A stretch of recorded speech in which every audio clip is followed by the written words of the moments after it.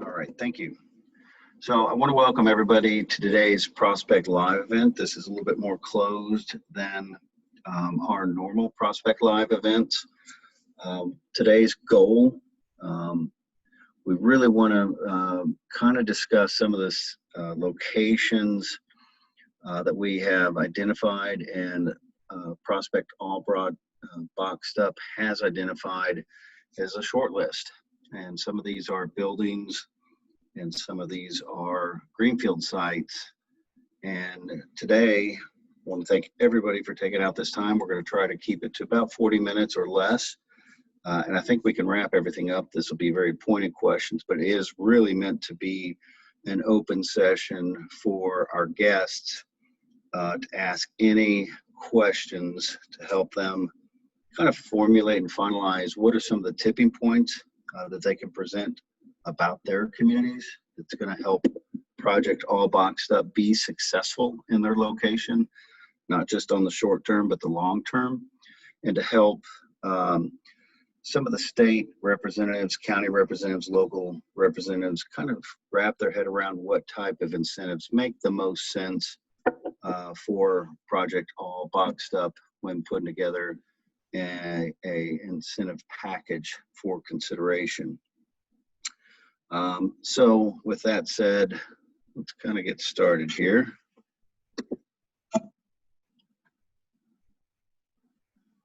All right, today's goals, I'm going to quickly go over the housekeeping items of events like this so that everybody's on the same page. We will do a quick overview of the project, just to kind of build a foundation of where we are and remind everybody about the project and what the parameters are of the project. We'll then dive into Google Earth and we'll take a look at the cities and locations that we've narrowed down from multitudes of cities down to about 13, and some of which there's specific buildings or specific sites and locations, but it'll kind of give you an idea of what we are narrowing that down to. And the final goal is to kind of review these sites and be able to come up with narrow that list down even further to maybe 5 locations, and then kind of weigh the differences and come up with a final site location decision for all Project All Boxed Up. There is an opportunity for Q&A. If you have questions, go ahead and formulate those and pop those into the question and answer box. I'll go through that in the housekeeping items. So the housekeeping items, kind of as standard with our Prospect Live events, you all are muted. I can unmute you during the session if we want to dive in and ask a more in-depth question, which I know we do have some from the county level in terms of things they would need to know to finalize any kind of incentive packages that they're interested in formulating for the project. Again, use the question and answer box to answer questions. That way I can keep them organized and get them answered in sequential format. There is the ability to raise your hand if you have an immediate need. I'll take a look at that and we'll see if that needs to be done at that point, or if it's already been answered, or if we can save it for the Q&A. Again, we are recording and transcribing this session for everybody's review. Brooke, if you could, we have another recording of this Prospect Live event with Anthony. Last time it is about an hour in length, so I don't want to make a lot of repetition here. We have transcribed that, so you guys can take a look at that also and review it, and Brooke will post that over in the chat box so you guys have an easy link. If you go ahead and bookmark that or click it, you can go back to it. You can also go to our main site to Prospect Live events and find Project All Boxed Up for the transcript and the recording.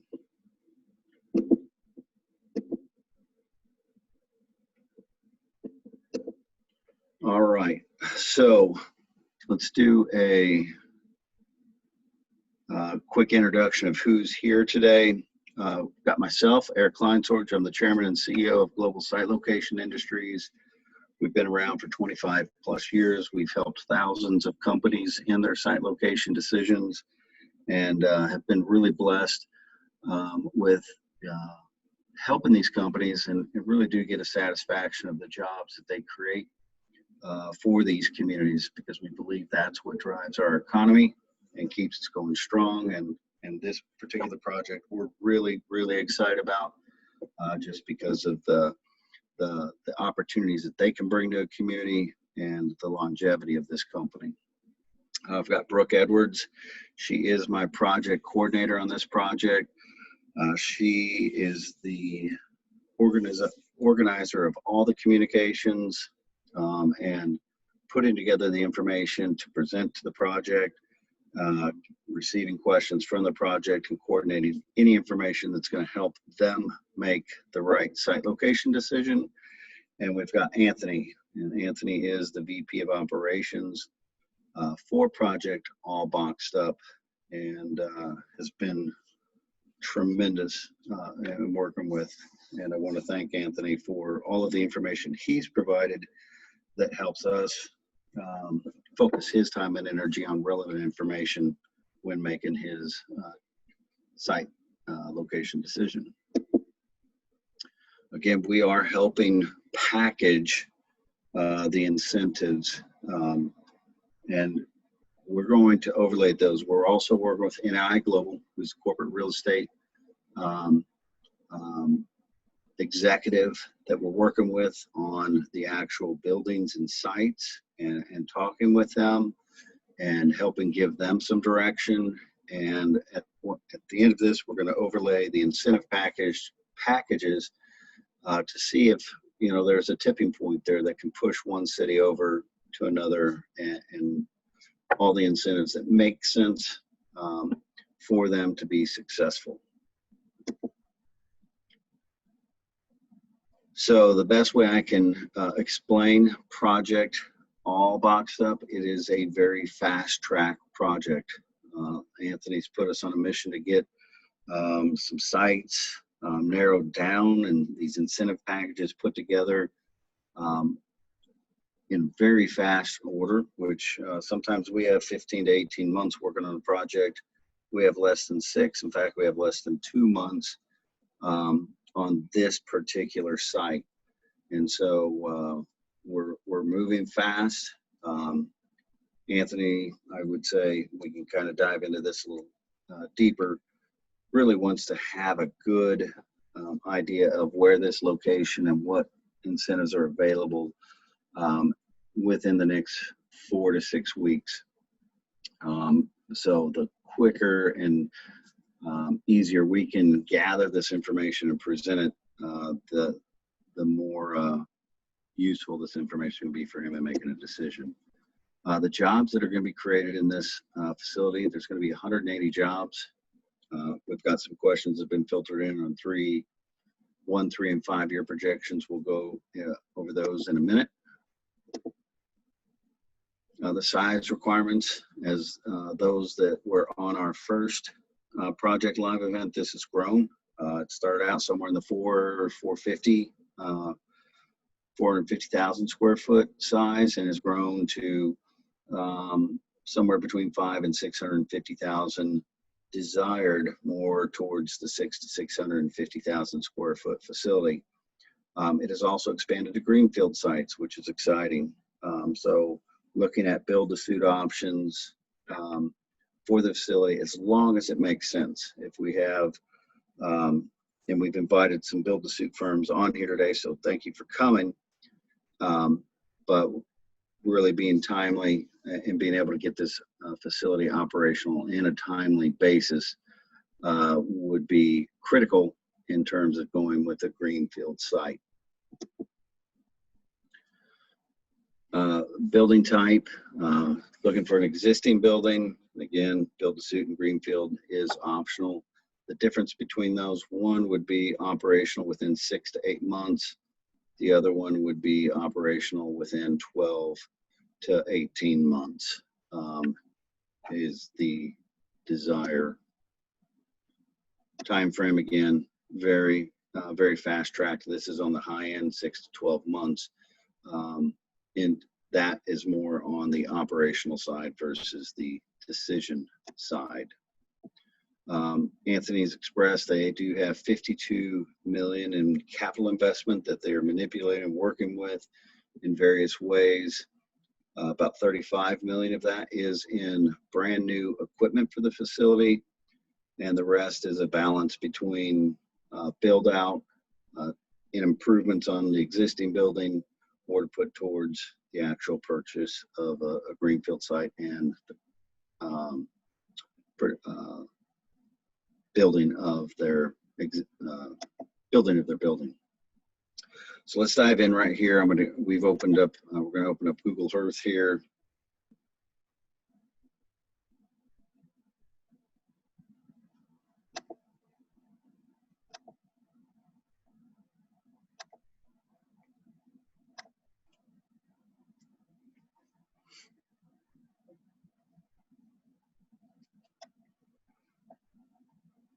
All right, and so right now, this particular location, in which there is a 5-year plan of additional facilities throughout the United States, but this particular facility we are considering or looking at 3 states: Oklahoma, Texas, and Louisiana.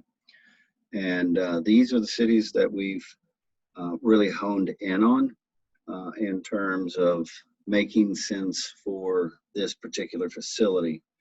And we have limited or come down with, I would call, a short list of communities that we've identified there are buildings that meet these parameters that are available, or there are build to suit sites that would handle each one. And we've kind of listed those over here on the left of the particular buildings and sites, what we've identified in the cities. We do plan on touring and setting up meetings with the individual economic development professionals in each of the communities to have some discussions about if there are any uncovered sites or if there's anything with the buildings that we don't know about that they can offer some advice on.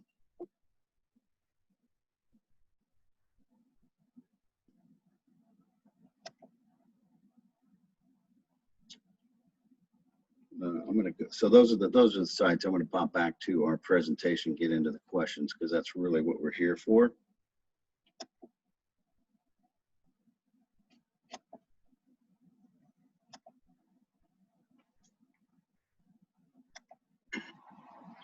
So these questions are the ones that have been submitted by either the build-to-suit firms or communities or the county and state representatives. So at this point, I'm going to unmute you, Anthony.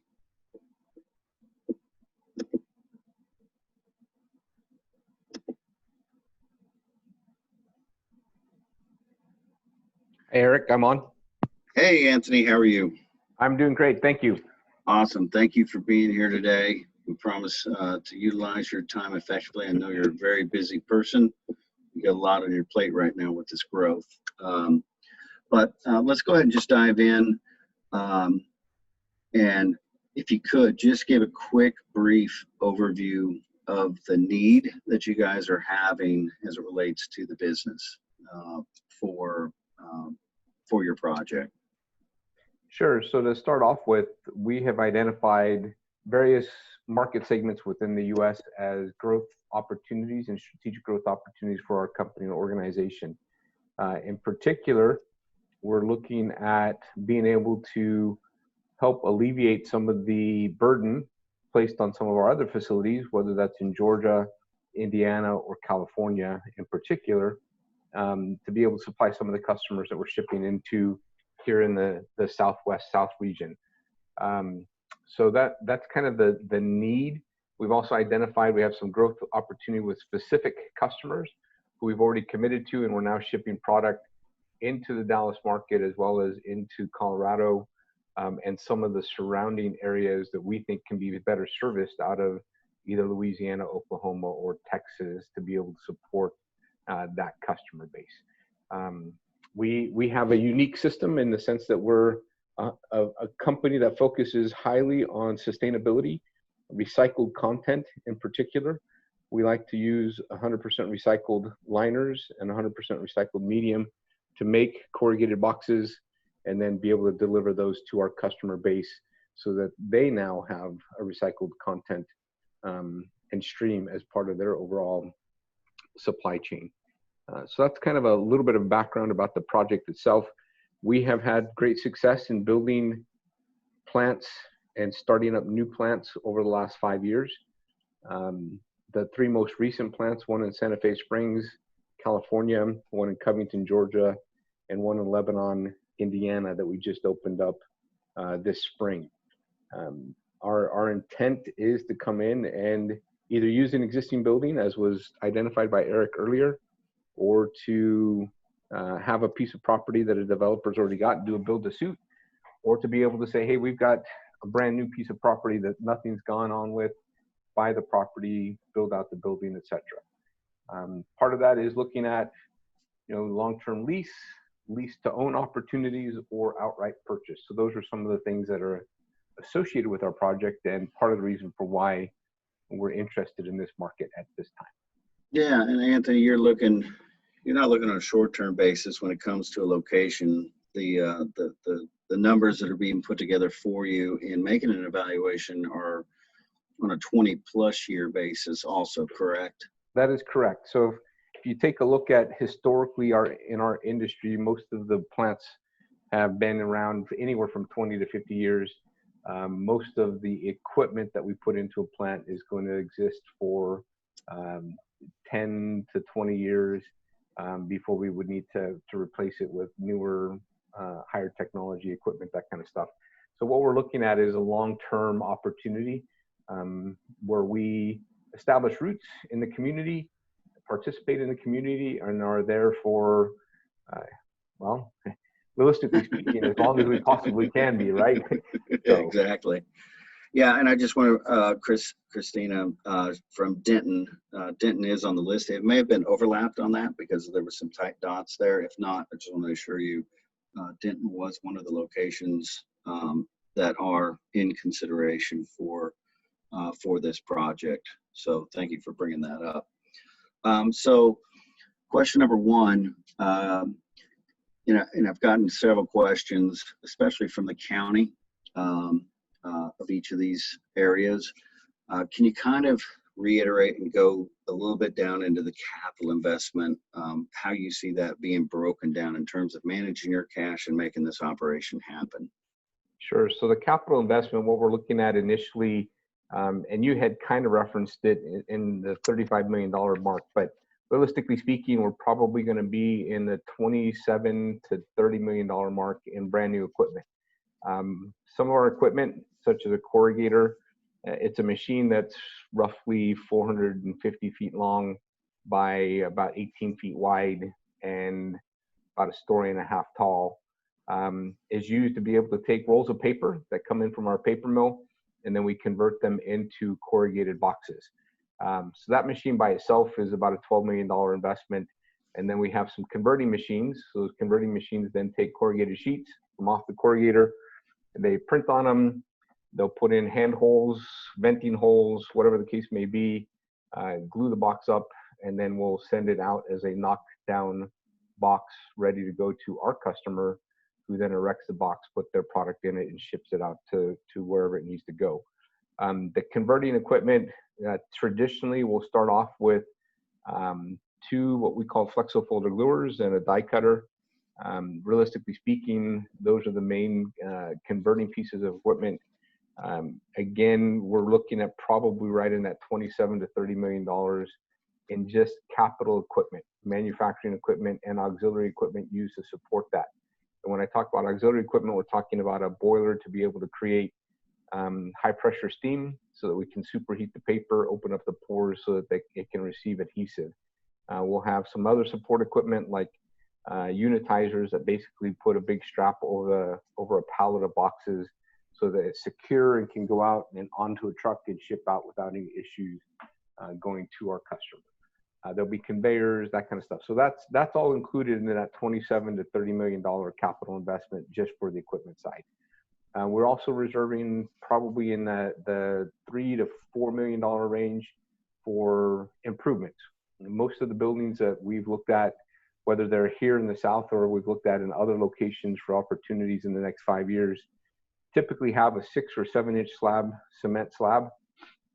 That's going to equate to about 4,000 to 4,500 PSI. Typically speaking, we're looking for PSI of around 5,000 pounds per square inch, simply because each roll of paper coming in weighs about 2 to 3 tons. We stack those rolls 3 high in our warehouse.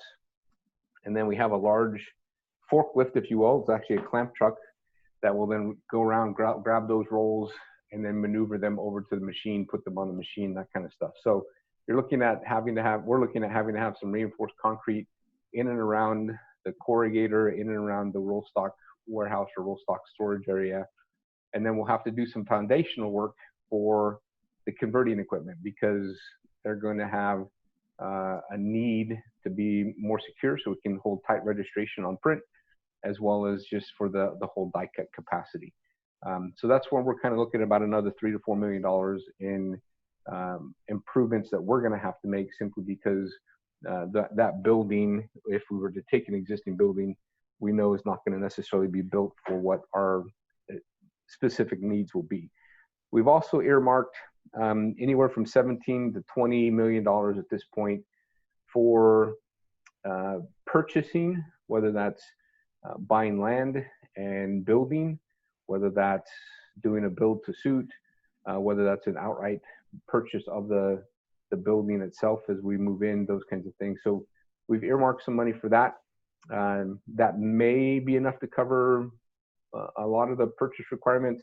It may not be, but in total, we've earmarked $52 million in capital for this project as we consider the opportunity to start a new facility here in the South.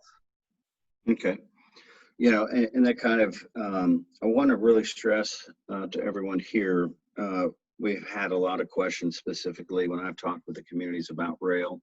Rail is could be a tipping point. It's a luxury because all of their product that'll be used from rail would be to bring in those paper rolls and would be a cost savings by using the rail, but a transload facility is very acceptable as a use. It just plays into that equation of what are the overall costs when you're considering a 20 plus year projection on the facility, correct?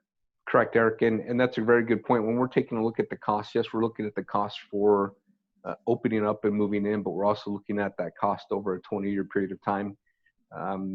Rail would be a nice to have, but it's not a deal breaker. And it's, again, because we bring in preferably rolls of paper via rail car, because we can get more rolls on a rail car. And then those rolls roll up right up to the plant. We unload them, put them in the plant, and start utilizing them. Can you talk about the frequency of those rolls coming in? Yeah. So if typically speaking, a mature plant, so a plant that's been around for 3 to 5 years, is going to use about 350 tons of paper a day. That equates to about 100 and it's probably right around 115 to 125 rolls a day of paper. We can get in, typically speaking, via rail car, anywhere from 40 to 60 rolls of paper, depending on how they're situated and what the size of the rail car is. Actually, no, it's probably 20 to 30, I'm sorry. And then realistically speaking, we'll get, if we have a rail spur, the plants that have them, 6 to 7 rail cars come in on let's say on a Monday, and then we'll have a switch every Monday, Wednesday, Friday. So we'll get 18 to 20 rail cars a week to be able to supply us with paper, and then we'll augment that with additional trucks that come in from the paper mill. On the trucks, we can only get 7 rolls. So if you look at it from that perspective, if we're consuming 120 rolls a day, that means as a minimum, we have to bring in 20 to 25 trucks a day just to be able to keep up with our consumption. So our preference is if we can bring it in via rail car, that's the best way. It's a little more economical for us, but at the same time, it's not a deal breaker because we can ship via truck from our paper mills and bring them in. Okay, awesome. And this is from one of the build-to-suit firms. Question number 2: can you kind of just give an overview of the type of building you envision? Maybe a breakdown of office, warehouse, manufacturing, parking lot, ceiling height.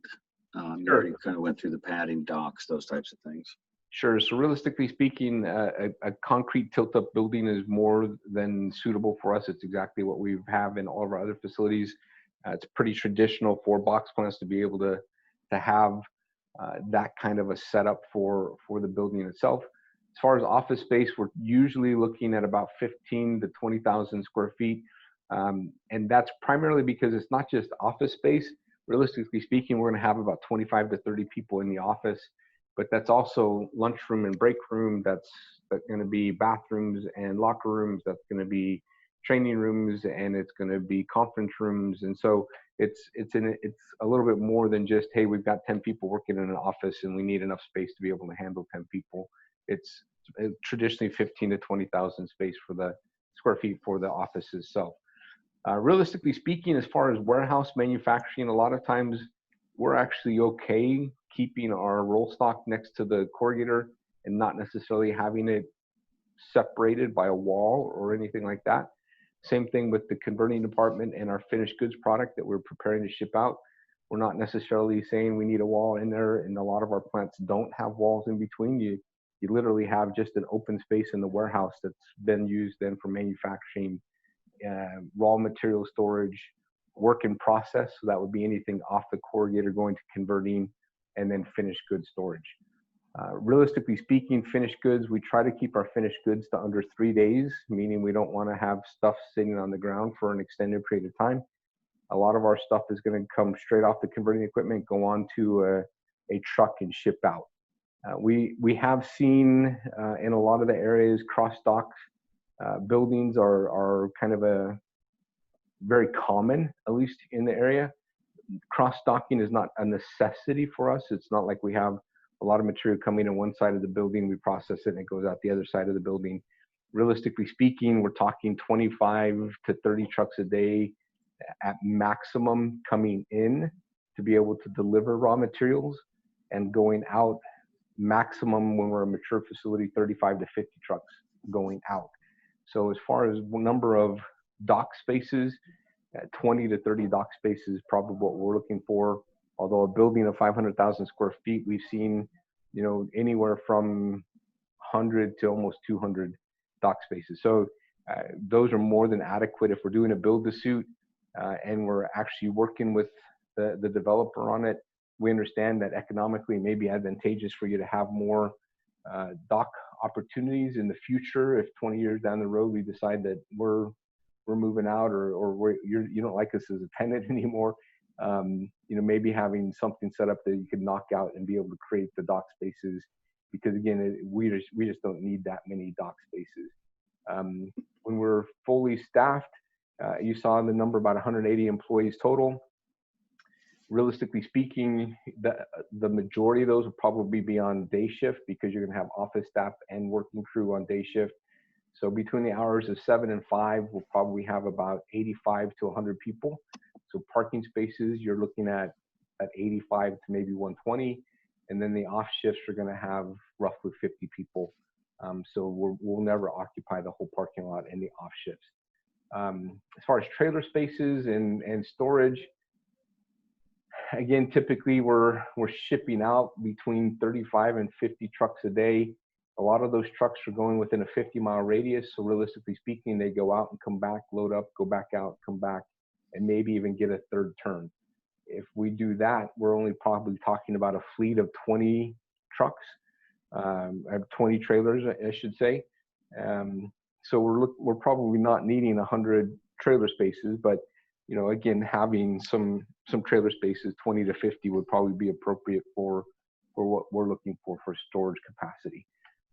As part of the build out, we normally like to separate I did talk about the warehouse kind of being just a big open area. We do like to separate from the warehouse itself and maybe build a room around the boiler area itself, simply because, again, the boiler creates a lot of heat. So trying to be able to keep that separated from the main manufacturing area is usually a good thing. We try to keep it on one of the peripheral walls. We'll have a scrap collection system, which is going to collect any of the paper dust, as well as any corrugated scraps that we may have as part of cutouts and trim that's associated with making a box. Or if we had any waste, we would bale it all up there. Typically, we keep that up by the corrugator, and again, up by one of the peripheral walls. We have a starch system as well, where we make cornstarch that we use then as part of the glue and adhesive system. That typically is in a little room by itself. And then finally, we'll have like a wastewater treatment facility where we'll take water that we have used to wash up our converting equipment, where they've had ink and used to print on a box. That water then would go through the wastewater treatment facility, typically a filter press, where we'll clean the water. The filter press will create cakes, if you will, that would then be disposed to a typical landfill. And then the water itself, we would be able to use as part of our starch makeup once we're a mature plant. That first year is probably going to be, hey, we've cleaned the water, we'll need a wastewater discharge permit. But our intent is to be a zero discharge on wastewater, because we'll use it to make up starch and our glue as we move on. Since you're talking about the water, could you talk about the consumption amount? Yeah, I'm trying to remember. I know I sent you those numbers earlier. I know they're back on the first one. We can look that out and issue it to everybody. Yeah, if we could do that. If I remember, it was like 100,000 gallons. Was that a day, Brooke? Is that what we talked about? I probably could look it up while we're here. But yeah, that's for fresh water coming in, and then the intent would be to be zero discharge, because we would be reutilizing all of that water as part of our makeup process for the facility as we move forward. Personal question of mine, in listening to you on the build-to-suit options, does it make sense in space, or can those paper rolls go into vertical storage? We've talked about the ceiling height of being a particular number. Can that go more vertical and save you space on the build out, or does that not make sense? So we do stack our paper vertical, and that's a good question too. Just to give everybody an insight and idea about paper, the paper typically comes into us anywhere from about 75 or 80 inches tall, all the way up to 110 inches tall and 60 inches across. So you're looking at, think about a roll of toilet paper, right? It's exactly the same thing. It's on a core, just like a roll of toilet paper, but instead of being, just 6 inches tall and 6 inches wide, it's 6 feet across or 60 inches across, 5 feet across and 110 inches tall. We typically stack those up 3 high when we're storing them.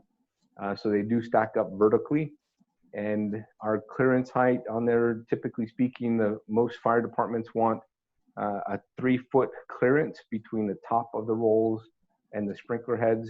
So we're looking at usually a 30 to 32 foot minimum clearance. 36 could be ideal, but we're looking at right in that 30 to 32 as a minimum clearance for the rolls and storing the rolls. Okay, awesome. And then you also we talked about number 3 and number 4. You've answered adequately, I feel. On number 5, on build-to-suit options, is that a viable option for you to take a look at if you're going with the greenfield site?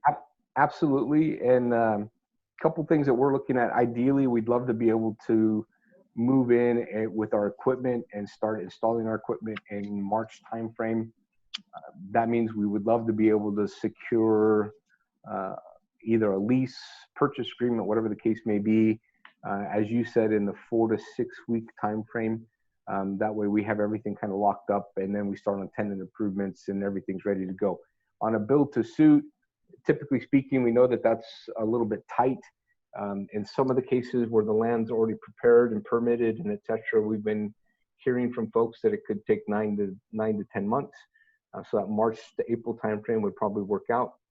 Where the land has been really unprepared and maybe permits haven't necessarily been started, we're hearing 12 to 15 months. I would tell you on the build to suit we would prefer 9 to 10 months if that's the direction we're going to go, but we would entertain a 12 to 18 month time frame, specifically if we're looking at total costs spread over the cost of over the course of 20 years. If it makes sense for us to forego revenue for the first 6 months, if you will, while we're constructing, because over the course of 20 years, we're going to save that much more money, we'll be willing to do that. Okay, awesome.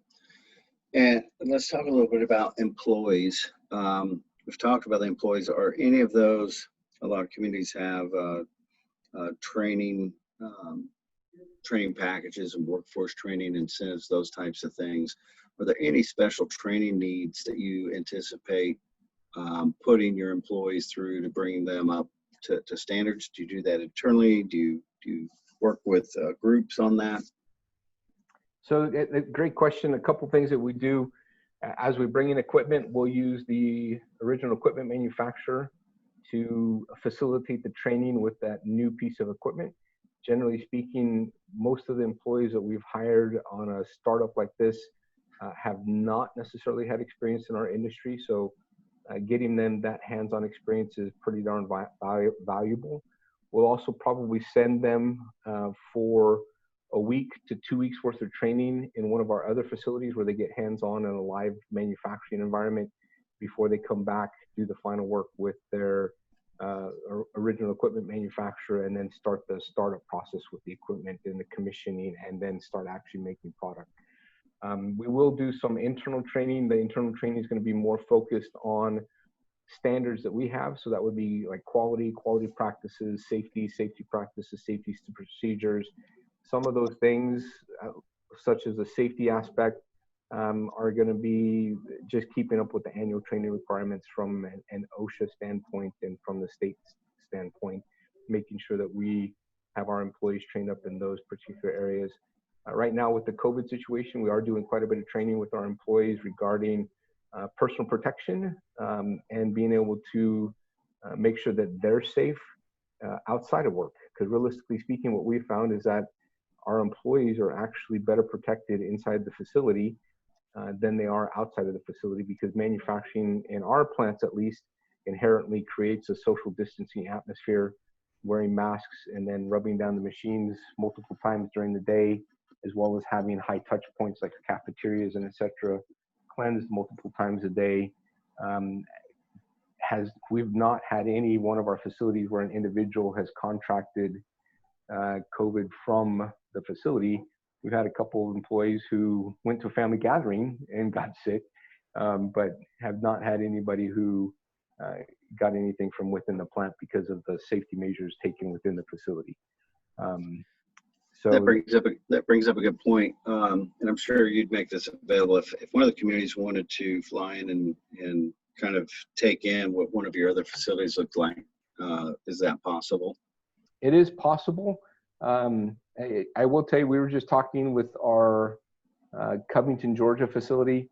Georgia is being hit pretty darn hard right now with the pandemic, and probably even worse than Texas. I'm in Texas. This is where our headquarters office is at, and we're probably going to start locking down the Covington plant to prevent others from coming in the facility. California plant's kind of been in that situation. We've been really restrictive there. Indiana is pretty much wide open. We'd be more than willing to allow folks to go into the Indiana plant, because we haven't had any issues or concerns associated with the Indiana area. I forgot to mention, if we can go back, Eric, just for a moment on the building. Typically speaking, we're looking for 5 air changes. The reason for that is on the corrugator, as we talked about, we're applying steam. We usually have 350 to 375 PSI of steam running through the corrugator. That's designed to create heat on the paper. We try to get the paper heated up to about 175 to 180 degrees. So if you can imagine the back end of the corrugator, we call it the wet end. the wet end of the corrugator gets to be about 120 degrees on a normal, and on a summer day, and probably about 100 degrees on a regular day. So having the opportunity to exchange the air out allows us to keep the plant a little cooler and a little more comfortable within the facility as well. And then the second part is because of the natural gas, we typically require a 4-inch gas line coming into the plant. I know a lot of times facilities have 2 inches, but again, that'd be one of the things that we work with everybody on to make sure that we can get that accommodated for natural gas coming into the facility. Okay. And if anybody has questions about the water usage, I see Brooke posted the water usage and requirements on your chat. So 100,000 gallons per month is the average, 5,000 gallons per day by 3.2 million gallons by year 3, or 200,000 gallons per month by year 3. 200.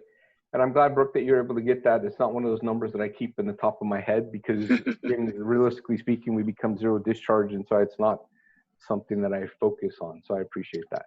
No, absolutely. So let's talk about some tipping points for you in terms of costs and things like that. How important of a tipping point is highway access for moving your product? So as we talked about earlier, most of our product is shipped within a 50-mile radius. We'll start, so let's say that's 50% of our product is shipped within a 50-mile radius. After that, we start to expand out to 100 and then maybe to 200, 250. So realistically speaking, I'm going to say 80% of our volumes within a 100-mile radius. So getting access out to a freeway is pretty important for us. We would like to be as well. From a visibility standpoint, it'd be great to be in a position where we can be seen from a major access. Doesn't necessarily have to be from the highway.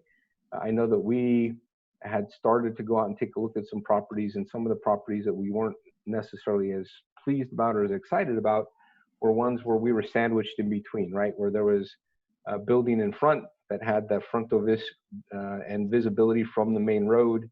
And then maybe we were in the middle between that and another building, and there just wasn't a lot of visibility between for us. So if we have visibility, that's a critical component for us as well. Being able to have our logo and our signage right there on the main street and being able to be visible would be a huge thing for us. But to your point, highway access is valuable because most of our product's going to ship in about a 50 to 100 mile radius. Okay, great. And we're kind of wrapping up these questions. There's one question left over on the question answers. Right now is the time, if you can, if you have any additional questions that are going to help you formulate your packages and putting together information for Anthony, go ahead and throw those in the chat box. But this one's kind of come up, and I'd like to just get it on the recording and in the transcript so that we have it. We do have it on the, we had it incorrectly on the first push out of the specs, and we were missing a decimal point. But in terms of the energy consumption of the facility, do you have that number, or Brooks actually put it in one of the answers for us? Yeah, she could put it back up there. I know I researched it and was able to get that for you. Again, it's not one of the top of mind things that I take a look at. Yeah, Anthony's given us 3-year projections. Year 1 is 275,000 kilowatts per month. Year 2, 350,000 kilowatts per month. And year 3, going up to 350,000 kilowatts per month. And since we're talking about projections, how do you see the employees? What kind of growth do you see on a 1, 3, and 5-year projection? So great question. Typically speaking, we're going to be right around 50 to 75 employees in the first year. And most of those employees will be, again, on day shift at that point in time. We'll be staffing up the office, the sales team will be staffing up the first shift of production, the maintenance, and the maintenance crew during that period of time. Somewhere in year 2, we start to add a second shift. So realistically speaking, we would expect to be, by the end of year 2, between 100 and 125 And then realistically speaking, at the end of year 3, be in that 150 to 180 range.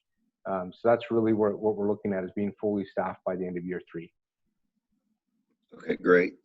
I've got a question in from Haltom City from Trent Petty. How much, if any, of the product will be point of sale from the facility? So realistically speaking, there's no point of sale from the facility. If you think about what we're doing, is we're manufacturing a box that's specific to a customer and a customer need. They may then use that as a point of sale themselves. So we'll have high graphic machines that print, and then we'll ship out quantities. Typically for us, a quantity is going to be anywhere from 5,000 to 50,000 on a truckload. And that's what we're shipping to the customer for them to then erect, put their product in, and use that as point of sale, point of purchase type retail. We really don't do any retail directly from the facility itself, mainly because all of our customers require the product to be shipped into their location, whether that's a field for harvesting, whether that's a manufacturing facility for packing industrial goods or consumables, etc. So that's pretty much where we're at from that opportunity. Really, we don't sell. There's nobody coming into our facility to buy a box. Okay. I've got Rick. I thought it was interesting though, Eric, just looking at the questions there, right? The one I think it was you who responded to what area you're from. And initially I was looking at going, wow, somebody wants to know where I'm from. No, I'm just kidding. That's great. You got another question from Richard Ward. Full year 1 of operations would be, so you're anticipating full year 1 operations would be around 2022? So we would be starting, so realistically speaking, we will have operations beginning obviously in 2021. We'll be fully operational in 2021, but getting up to full capacity will probably be by the end of 2022. Correct. Okay. Yep. I also see it looks like from Michael Talley over there. I don't know if you want me to answer that question about average wages. Yeah, that'd be great. I know that's in our, we've got the full breakdown of those on the spec sheet, but Michael probably has not received that yet. We're going to be forwarding that to him. But yeah, if you could go ahead and answer that. Yeah, so realistically speaking, most of our hourly employees in our facilities average right around $20 per hour. And then you get up to your maintenance guys who are going to be making $30 to $35 an hour, somewhere in that range, depending on the market, the location, etc. Inside the office, you're looking at salaried staff who are probably making anywhere from $50,000 to $150,000. So that's kind of the general breakdown. As Eric referenced, we have a more specific breakdown that was already put together in a spreadsheet that I believe Eric and Brooke can get out to you. Okay. Michael, I know you've had some other additional questions about real property valuation and those types of things. Michael's from the county. Is that something you want to kind of expand on? Do you want me to open up your mic and you can talk directly with Anthony? How do you want to handle that question? And if you do, you can raise your hand. I believe I can see your hand. And Brooke, if you could open up his mic, we can go from there. But with that said, like right now, I don't have any other questions. Anthony, you always do an amazing job of providing enough information that we answer any questions. But unless, Michael, you want to go on and ask specifically about those, or we can set up a personal one-on-one call with Anthony for you, whichever you prefer. There's one question about sales tax dollars. Do you anticipate any sales tax dollars being generated from the facility, Anthony? The answer is yes.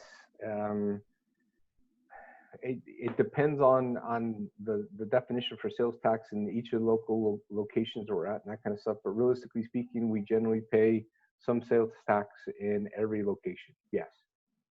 Okay. And we could get estimates on that, correct? Sure. Yep. Okay. And you answered this in our first one, but all of your jobs are with benefits, right? They are with benefits. And I see the question from Richard Ward, and the answer is yes, that's unloaded. That's the actual base rate. And then we do provide a benefits package with dental, vision, medical, 401k, pretty standard package for most people. Awesome.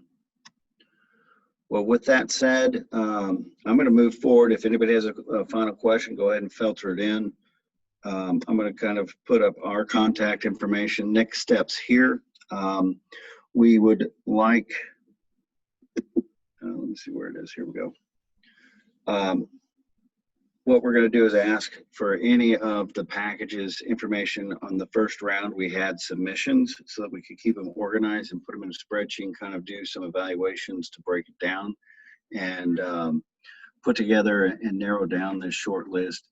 As I said, now's the time. We'd like kind of more specific packages put together so that we can enhance our spreadsheets and really start putting together what NAI Global is putting together, along with what the communities can put together for calculating some long-term costs and incentive benefits as they relate. And Anthony, if you could really stress this, incentives are not the number one driving factor on this project. In fact, all incentives might not be accepted. Some could be accepted, but it could be a tipping point, correct? Correct. It could be a tipping point. Again, we're looking at total cost of operation spread across the 20 years. So realistically speaking, anything that would help facilitate and mitigate some of the costs absolutely would be a tipping point for us. Okay.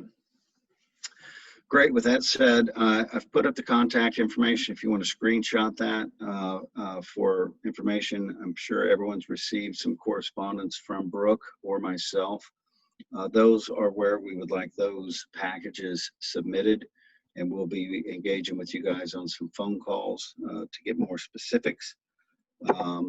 But we are exactly on time, and it looks like Anthony, you answered Michael Talley's from Denton County's questions sufficiently, so thank you for doing that also.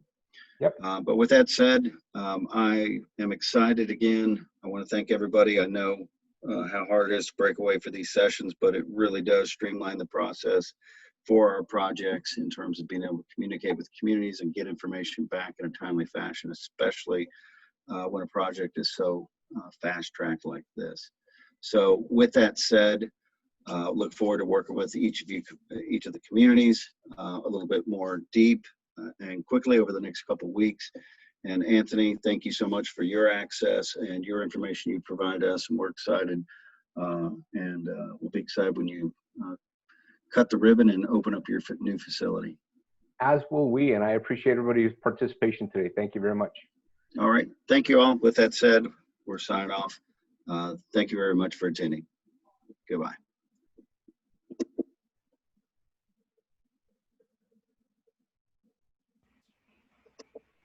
Eric.